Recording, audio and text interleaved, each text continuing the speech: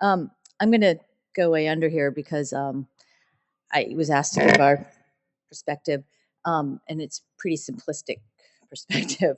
Um, Basically, our customers want us to assure them that it's non-GMO, whatever that means. Like the details of protoplast fusion in a laboratory is, important for as many of us to understand as possible. But we have, a broad spectrum of customers who just want to be assured it's non-GMO. And they want a broad assortment of hybrid varieties available as organic seed.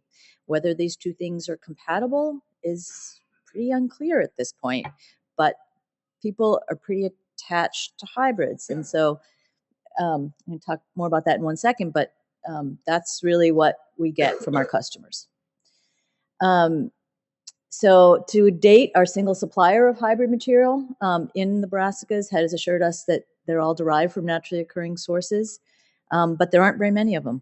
There's just a really small selection, especially in Brussels sprouts. I mean, there's just so few of any hybrids available. There's a few broccolis, there's very few cauliflowers, there's a good number of cabbages, and there's just really a tiny number of Brussels sprouts.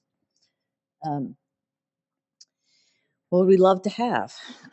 We would love more open pollinated broccoli.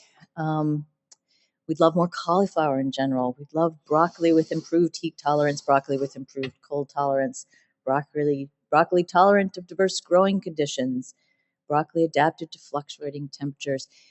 Can we get all these things without hybrids? I think we probably can. And that's my hope. And I think it's one of the things I've learned from coming to this conference over a number of years. And I first heard it out of Matthew Dillon's mouth years ago. Can we do this with OPs? And I don't know if we can do all of this with OPs, but I'd like to think that we could do a whole lot more of this with OPs. And there's some really nice breeding work going on in Europe in OPs. Amadeus from Sativa is here. I'm not sure if he's here right now.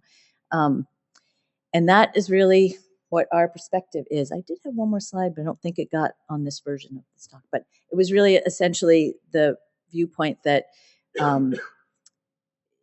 if we can't do this with hybrids without getting into this morass of cell fusion, that really we'd love to just see the focus be on, let's try to do this another way that's really in line with what organic stands for, and that's really about open pollinated.